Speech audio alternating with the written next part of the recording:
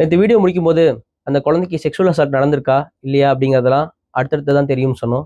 Sadly அந்த குழந்தை sexual assault பண்ணி ரொம்ப கொடூரமா தாக்கப்பட்டு தான் இறந்ததா ஒரு செய்தி வருது. என்ன நடந்துச்சுன்னு பார்ப்போம். இந்த குழந்தையை காணோம்னு பேரண்ட்ஸ் 2 நாளா தேடிட்டு இருந்தாங்கன்னு சொன்னோம் இல்லையா? தேடிட்டு இருந்ததுல யார் இந்த குற்ற சம்பவத்தை பண்ணானோ அவனே இவங்க கூட சேர்ந்து தேடினாங்கிறது ரொம்ப வேதனைக்குரிய விஷயம். அப்படிதான் ஒரு தகவல்கள் வருது. கொடூரமான சம்பவத்தை பண்ணவன் யாருன்னு பார்த்தா எங்கேயோ யாரோ தெரியாதவனா இல்லையா? அவங்க வீட்டு பக்கத்திலேயே இருந்தவன். அதாவது இந்த குழந்தையோட வீட்டுக்கு பக்கத்து வீட்டு மாடியில நாகப்பட்டினத்தை சேர்ந்த கார்த்திக் அப்படிங்கிற 33 வயசு சேர்ந்தவன் ரொம்ப நாளா குடியிருந்திருக்கான். இப்ப சமீபத்துல தான் அந்த வீட்டை விட்டு காலி பண்ணி போனதா ஒரு தகவல் இருக்கு. அவன் அவன் விஷயத்தெல்லாம் தெரிஞ்சுக்கிட்டு அந்த குழந்தைய வழக்கம் போல அந்த வீட்டுல இருக்கும்போது வீட்டுல எல்லாரு கூடயும் அவன் நெருங்கி பழகி இருக்கான்றதும் சொல்றாங்க. அவங்க அப்பாவுக்குலாம் ரொம்ப, அதாவது இந்த குழந்தையோட அப்பாவுக்கு ரொம்ப நெருங்கி பழகக்கூடிய நபரா தான் இருந்திருக்காரு. அந்த வீட்டுல இருக்கக்கூடிய குழந்தைங்களுக்கு அடிக்கடி இந்த மாதிரியான ஸ்நாக்ஸ் ஐட்டம்ஸ் எல்லாம் வாங்கி கொடுப்பாரு அப்படின்ற செய்தியும் இருக்கு. அந்த அடிப்படையில இப்ப காலி பண்ணி தான் போயிட்டோமே அப்படிங்கிற ஒரு துணிச்சல் இதை பண்ணானா என்னங்கிறது இன்னும் தெரியல. அந்த குழந்தையை வெளியே வந்திருக்கும் போது கடைக்கு கூட்டு போய் சாக்லேட் வாங்கி தர மாதிரி சொல்லி 2 வீலர்ல கடத்திட்டு போயிருக்கான். இதுக்கு உடந்தையா மோகன் அப்படிங்கிறவனும் இருந்திருக்கான். என்ன உடந்தையா இருந்தா அப்படிங்கறது டீட்டெயிலா சொல்ல. ஒரு தியரி என்ன சொல்றாங்க அப்படின்னா, இவன் இதெல்லாம் செஞ்சது இந்த மோகன்ங்கிறவருக்கு தெரியும். ஆனா தெரிஞ்சுக்கிட்டே முன்னாடியே இவன் இதை சொல்லல. அதாவது இந்த சம்பவம் நடக்கிறதுக்கு முன்னாடியும் கால்ல இவங்க கூட பேசியிருக்கான். சம்பவம் நடந்ததுக்கு அப்புறமும் கால்ல இவங்க கூட பேசியிருக்கான். ஆனா இதெல்லாம் தெரிஞ்சும் இந்த மோகனுங்கிறவன் இதை தெரியப்படுத்தல. அதுதான் இந்த குற்றத்துக்கு உடந்தை. அதாவது குற்றம் செய்யறதை விட அதுக்கு உடந்தையா இருந்தவனுக்கும் தண்டனை அப்படிங்கிறது ஒரு விஷயம் இருக்கு இல்லையா?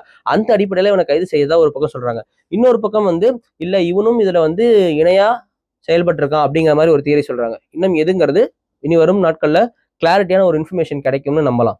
எப்படி இந்த தப்பை செஞ்சுட்டு கூடவே சேர்ந்து குழந்தைய தேடுற மாதிரி தேடி இருக்கான் அப்படிங்கிறது தெரியல. ஓகே, ஃபைனலி இப்ப அடுத்த கட்டமா போலீஸ் இதுக்கு வருவோம்.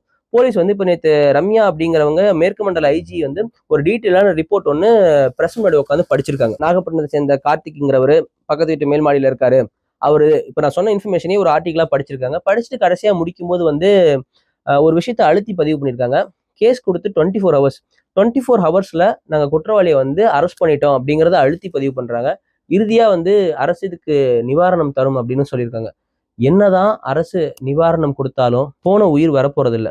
பட் இந்த பேரண்ட் சைடு இருக்காங்க இல்லையா, அவங்க விடாம இது மாதிரி அவங்கள ஒரு விஷயத்துல நம்ம கண்டிப்பா பாராட்டிதான் ஆகணும். என் குழந்தைக்கு இப்படி ஆயிடுச்சு, அவனை பிடிச்சி தண்டனை வாங்கி கொடுங்கன்னு தெரு ஃபுல்லா நைட்ல ஃபுல்லா தெருவில் இறங்கி போராடி இருக்காங்க. ஏன் அப்படின்னா இல்ல வாங்கிக்கோங்கன்னு பல பேர் போய் ஐஜி, டிஐஜி, எம்எல்ஏ எல்லாரும் போய் சமாதானம் பேசினப்ப கூட இல்ல இது மாதிரி இன்னொரு குழந்தைக்கு இனிமே நடக்கக்கூடாது, அதுக்காகவாவது அவங்களை நீங்க முதல்ல கைது செய்யுங்க, கைது செஞ்சா மட்டும்தான் நாங்க இந்த இடத்த விட்டு போவோம்னு சொல்லி போராடி கைது செஞ்சுட்டாங்கன்றதுக்கு அப்புறம் ஆஸ் பர் த அப்டேட் அந்த குழந்தையோட பாடியை வாங்கிக்கிட்டாங்க அப்படிங்கிற மாதிரியான தகவல் தான் வந்திருக்கு. பட் நான் அந்த முன்ன ரிப்போர்ட் படிச்சாங்கன்னு சொன்னேன் இல்லையா, அதுல 24 ஹவர்ஸ்ல கம்ப்ளைண்ட் வாங்கி குற்றவாளி அரெஸ்ட் பண்ணிட்டோம்னு அந்த மேற்கு மண்டல ஐஜி ரம்யாங்கிறவங்க படிச்சாங்க. ஆனா ஒரு முரணா ஒரு செய்தி அந்த குழந்தையோட சுத்தி வேற ஒரு தனியார் தொலைக்காட்சிக்கு ஒரு பேட்டி கொடுத்ததுல என்ன சொல்லியிருக்காங்க அப்படின்னா, இல்ல நாங்க ஃபர்ஸ்ட் போய் கம்ப்ளைண்ட் கொடுத்தப்ப அவங்க இந்த கம்ப்ளைண்ட்டை எடுக்கல, அதுக்கு பதிலா நாங்க குற்றவாளியை பிடிச்சிட்டோம், குழந்தை பத்திரமா இருக்கு அப்படின்னு சொன்னாங்க. ஆனா அடுத்த நாளே நாங்க குற்றவாளி எல்லாம் பிடிக்கல, குழந்தை இறந்துருச்சு, பாடியை வாங்கிக்கோங்கன்றாங்க. எங்களுக்கு இதுவே ஒரு பெரிய கன்ஃபியூஷனா இருக்குன்றாங்க. இதுல இன்னும் என்ன நடந்திருக்குன்னு ஒரு ஒரு ஹிடன் மேட்டர் ஒன்று இருந்துகிட்டே இருக்கு. அது கண்டிப்பா வரும் நாட்கள்ல தெளிவா வெளிவந்தே ஆகணும் அப்படின்றது மக்களுடைய கருத்து, என்னோட விருப்பமும் கூட. இப்ப அடுத்த கட்டமா அந்த குற்றவாளிக்கு திரும்ப வருவோம். அந்த குற்றவாளியை ஒரு பக்கம் கூட சேர்ந்து தேடினாங்கன்றாங்க. பட் இன்னொரு பக்கம் என்ன சொல்றாங்கன்னா, அந்த குற்றவாளி அடுக்குமுறை குடியிருப்புல பதுங்கி இருந்தான், அவனை கண்டுபிடிச்சு போலீஸ் அரெஸ்ட் பண்ண போனோம், அரெஸ்ட் பண்ண போகும்போது அங்க இருந்து தப்பிச்சு ஓட பார்க்கும்போது மேல இருந்து குதிச்சு அவனுக்கு கையும் காலும் உடஞ்சிருச்சுன்றாங்க. நாமளும் நிறைய வலி கூர்ந்த கதைகள்லாம் கேட்டிருப்போம். அந்த வகையில இதுவும் அப்படியா என்னன்னு தெரியல. பட் கை கால் உடஞ்சிருச்சுன்னு சொல்லி அவனை ஹாஸ்பிட்டல் கூட்டு போயிருக்காங்க. அந்த உடனடியா இருந்த மோகன் அப்படிங்கிறவனை கோர்ட்ல ஆஜர் பண்ணி இப்ப அவனை ஜெயில போட்டிருக்காங்கன்னு. இப்ப ஹாஸ்பிட்டல்ல இருக்கவனை இந்த போக்சோ சட்டத்தோட நீதிபதி டைரக்டா ஹாஸ்பிட்டல்லயே போய் என்கொயரி பண்ணிட்டு அவனுக்கு ஜூன் 5ஆம் தேதி வரைக்கும் காவல்ல இருக்கணும்ன்ற தீர்ப்பு கொடுத்திருக்காங்க.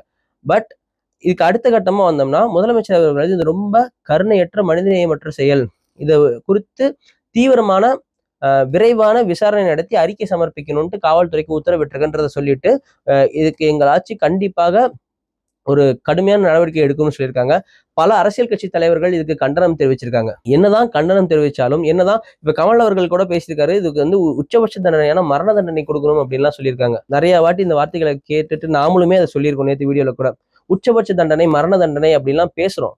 அதுதான் உச்சபட்ச தண்டனையா? தப்பு செஞ்சுட்டா அந்த மரண தண்டனை கொடுத்துட்டாலே இந்த மாதிரியான குற்றங்கள் இனிமேல் நிகழாம இருக்குமா அப்படின்னா தெரியல. இந்த மாதிரி சம்பவம் பண்றவங்க, குழந்தைகள் மீது கை வைக்கிறவங்களுக்கு இனிமேல் தொட்டா ஐயோ அப்படிங்கிற அளவுக்கு ஒரு பயம் வரணும். அப்படிப்பட்ட தண்டனை ஏதாவது ஒண்ணு அரசாங்கங்கள் தான் யோசிச்சு ரொம்ப கடுமையான தண்டனையா இருக்கணும். இன்னொன்னு, இந்தியா முழுக்க இந்த போக்சோங்கிறது அரௌண்ட் 2012லயோ என்னமோ கொண்டு வந்த சட்டம். அன்றிலிருந்து இருந்து இன்று வரைக்கும் இந்தியா முழுக்க எத்தனையோ ஆயிரங்களோ லட்சங்களோ கேசஸ் இருக்கு. ஆனா அவ்வளோ கேசஸ்லயும் இது வரைக்கும் மொத்தமா எடுத்தா 100க்கும் மேற்பட்ட மரண தண்டனை தீர்ப்புகள் வழங்கப்பட்டிருக்கிறதா டேட்டா சொல்லுது. அந்த 100ல இது வரைக்கும் எத்தனை பேருக்கு அந்த தண்டனை நிறைவேற்றப்பட்டதுங்கிற டேட்டா கிடைக்கல. அப்படி இது வரைக்கும் இந்த மாதிரி குழந்தைகள் மீது கை வச்சு போக்சோ சட்டத்துல கைது செய்யப்பட்ட இத்தனை நபர்களுக்கு மரண தண்டனை விதிக்கப்பட்டிருக்கு, அது நிறைவேற்றப்பட்டு இவங்க அதுக்கு தண்டனைக்கு உட்பட்டிருக்காங்க அப்படின்ற செய்தி உங்களுக்கு யாருக்காவது தெரிஞ்சதுன்னா கமெண்ட்ல சொல்லுங்க. மேலும் ஸ்டில் அந்த குழந்தையோட போஸ்ட்மார்ட்டம் ரிப்போர்ட் இன்னும் வரல. போஸ்ட்மார்ட்டம் ரிப்போர்ட் வந்தாதான் இன்னும் என்னென்ன மாதிரியான கொடுமைகள் நடந்ததுன்னு நமக்கு தெரியும். ஏன்னா ஒரு பக்கம் ஒரு அன்அஃபிஷியலா ஒரு நியூஸ் வருது, அந்த குழந்தை பயங்கரமா தாக்கப்பட்டிருக்காங்க அப்படிங்கிறது. என்ன நடந்துச்சுங்கிறது அடுத்தடுத்த வீடியோல பார்க்கலாம். தேங்க்யூ.